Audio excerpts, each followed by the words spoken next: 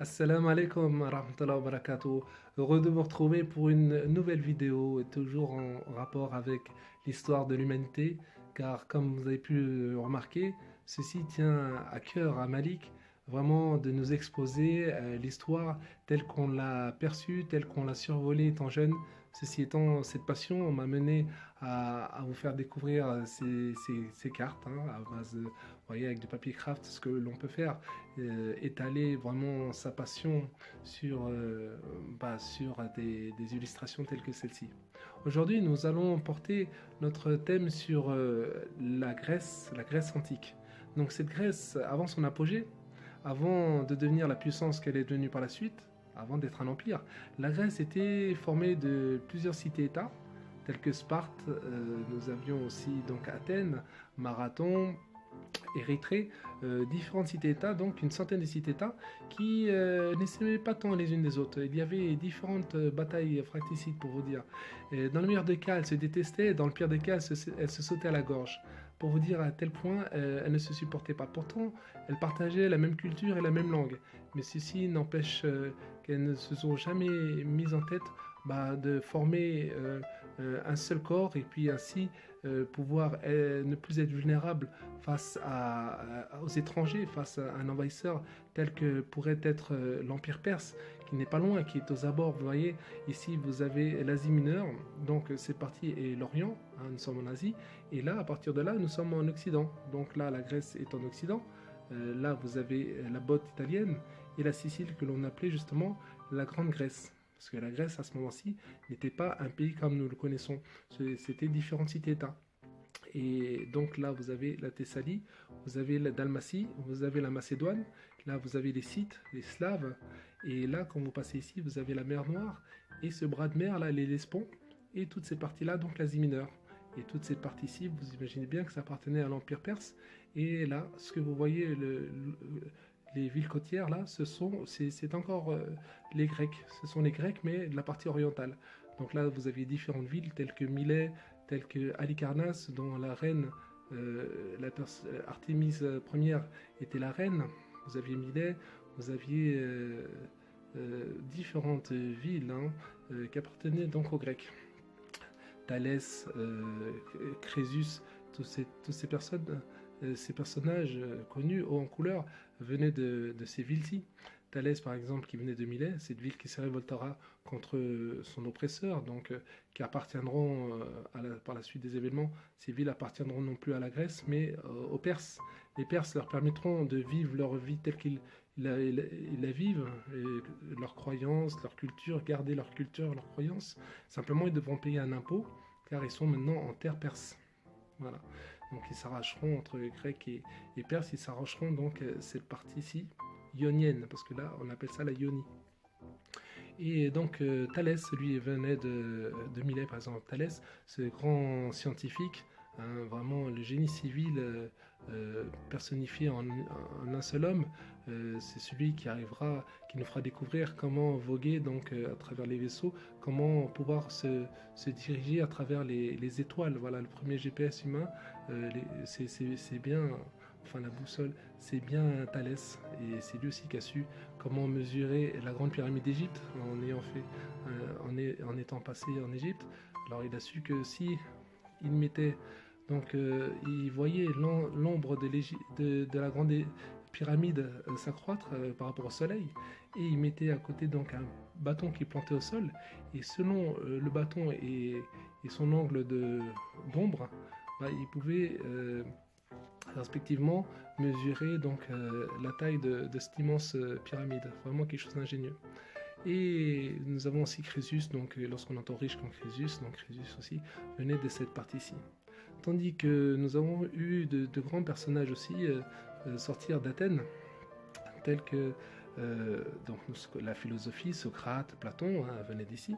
Et cette période-ci où nous sommes là, en moins 500 justement, apparaîtra Socrate. Mais en moins 776 apparaîtra donc voilà, les premiers Jeux Olympiques apparaîtront en moins 776 pour vous dire. Là, il y a des gymnases dans lesquels s'entraîneront donc des personnes qui mettront en avant la force physique. Les Spartes, eux, seront connus pour leur ferveur dans le combat, dans l'entraînement. ce sont des gens experts dans l'art de la guerre. Hein. Très jeunes, les parents les envoient dans des camps d'entraînement. Hein, et là, ils apprennent à vivre comme des guerriers, comme des soldats. Déjà tout jeunes. Leur vie la consacreront donc à l'entraînement pour devenir les meilleurs soldats. Et pour eux, la plus belle mort, c'est la mort dans le combat. Il n'y a pas d'autre mort plus belle que celle au combat. Ceux-ci sont les Spartes. Tandis qu'Athènes, non, Athènes c'est plutôt la philosophie, c'est plutôt la mythologie qui touche toutes ces parties-là. Parce que il y a, si vous voulez, la partie classique et la partie archaïque, la société archaïque et la société classique. Société archaïque, c'est justement avant qu'Athènes soit Athènes, avant que la Grèce soit ses cités-États, il y avait Mycène, et donc les Mycéniens, qui étaient à l'origine cette civilisation avant que n'arrivent donc les cités-États, Samos, Marathon, Athènes et autres. Donc la mer Égée, voici, et vous avez donc différents détroits. Vous avez énormément d'îles que nous ne voyons pas ici, mais nous connaissons certaines de ces îles. Vous aviez des baies un peu partout, et ce qui sera des crochets qui sera vraiment danger pour les attaques des étrangers, tels donc les bateaux, les navires d'Exercès, hein, lorsqu'ils viendront affronter les Athéniens pour les soumettre et pour ensuite occuper leur terre, ils se retrouveront piégés et ils se retrouveront en état, malgré qu'ils soient en état de supériorité numérique, ils se retrouveront vraiment décimés par ce peu en face, hein, face à cet ennemi qui sera moindre, mais qui sera plus sensé, plus intelligent. Et tout ceci, nous le devons à Thémistocle. Donc Thémistocle, qui sera cet amiral, ce général qui n'aura pas baissé les bras, malgré qu'il était seul contre tous. Tout le monde craignait vraiment de se faire écraser, de se faire humilier et ensuite décimer par l'Empire perse. Thémistocle, qui croyait fort, a fait construire de nombreuses trirèmes. Trirèmes, ce sont les trières, ce sont ces bateaux dont je vous ai parlé. Et ainsi donc a réussi à éperonner bon nombre de ces bateaux. Hein.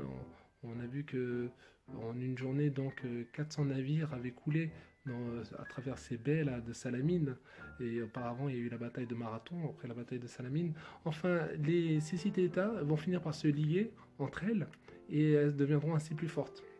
Et il y aura la Ligue de Délos un peu plus haut, et plus bas il y aura la Ligue de Péloponnèse qui sera Sparte et les siens, et plus haut donc Athènes et les siens qui formeront la Ligue de Délos. Et pour ce fait, lorsque Xerxès, tout comme son père 10 ans auparavant, Darius, traverseront l'Asie pour se rendre en Europe, là, à travers l'Hellespont, donc je vous rappelle ici la mer Noire, ce qui se passe, c'est qu'ici, il y a une centaine de kilomètres entre les deux terres. Et comment ils vont avoir cette idée de traverser ces mers-là pour faire passer son infanterie et puis toute son armée là? Et rappelez-vous que l'Empire achéménide, c'est quand même, il règne sur 50 millions de kilomètres carrés. Ah oui, c'est immense. 50 millions de kilomètres carrés, 50 millions de kilomètres carrés, 128 millions d'habitants. Et pourtant là, ils vont venir piétiner, écraser donc ces petites îles avec ce peu d'habitants qui est la Grèce et Athènes. Et c'est eux pourtant qui seront déroutés et qui se feront dominer et qui rebourseront chemin en tant que vaincus. Donc là, pour traverser l'Hellespont, pour traverser ce bras de mer, ils vont avoir cette ingénieuse idée de placer des canaux, des barques, les unes derrière les autres, jusqu'à faire un pont entre l'Asie et l'Europe. Là, une centaine de kilomètres, ils vont placer 578 bateaux, 578 barques, les unes derrière les autres, et ils vont étaler par-dessus donc une chaussée à base de tronçons de bois, et qui leur permettra, une fois l'habillage terminé, qui leur permettra de traverser avec toute une armée d'infanterie, de chevaux et autres soldats des quatre coins de l'Empire. des soldats qui ne parlent pas la même langue pour la plupart. Vraiment, il va y avoir ça va être brouillon. Cette armée, comme c'était souvent le cas, ce sera brouillon parce que lorsque les bateaux devront s'entendre pour passer l'ordre d'un bateau à l'autre, s'ils ne parlent pas la même langue, ils ne vont pas vraiment bien se comprendre, ce qui accélérera leur chute. Donc, Xerxès qui viendra avec son trône en or pour voir son empire vaincre les Grecs, rentrera bredouille. Il rentrera bredouille, il se sauvera quand il verra la partie terminée et ses guerriers donc se noyer, hein, ces navires s'effondrer. En une journée seulement, les Grecs réussiront à tuer 6000 Perses, hein, du fait de l'arponnage, l'éperonage de leurs navires. Et nous verrons donc se démarquer de grandes personnes, telles dans la philosophie. Donc nous parlions de Socrate, qui lui n'avait rien à faire de ce monde tangible. Lui, tout ce qui l'intéressait, c'était l'autre, c'était d'analyser l'humain, son comportement, sa raison. Voilà, lui c'était la philosophie, c'est vraiment le précurseur, le pionnier de la philosophie, et il sera suivi par Platon. Et il y a Alcibiade aussi, qui est une personne qui suivra Platon. Xénophon, ce sont les disciples de Socrate, vous savez. Et donc, pour en revenir à ces généraux, ces amirals qui donneront vraiment à la Grèce qui redoreront le blason de la Grèce, nous retrouvons Miltiade, ainsi que Thémistocle, Miltiade, Périclès, et donc tous ces gens apporteront vraiment une unité à travers donc ce nouvel empire qui naîtra. Périclès, lui, se chargera de mettre en place donc ce monument immense, hein, ce temple dédié à Athéna, qui sera le Parthénon, qui sera au-dessus de cette colline qui a un plateau à son sommet que l'on appellera l'Acropole. Et suite à cela, donc 20 000 tonnes de roches de marbre tirées d'une carrière à une quinzaine de kilomètres non loin du site permettront donc de construire cet immense temple, hein, qui sera une des 7 merveilles du monde, bien sûr. Et ce n'est pas tout. Il faut savoir aussi qu'il y a aussi le tunnel de Polinos. Opalinos, c'est un tunnel, vraiment encore une idée ingénieuse là. C'est un tunnel, vous savez, dans l'île de Samos d'où provenait Thémistocle. Il y aura donc cette ville est riche de tout sauf qu'il n'y a pas d'eau. Alors comment faire, hein, s'il n'y a pas d'eau dans une ville, comment faire une grande ville?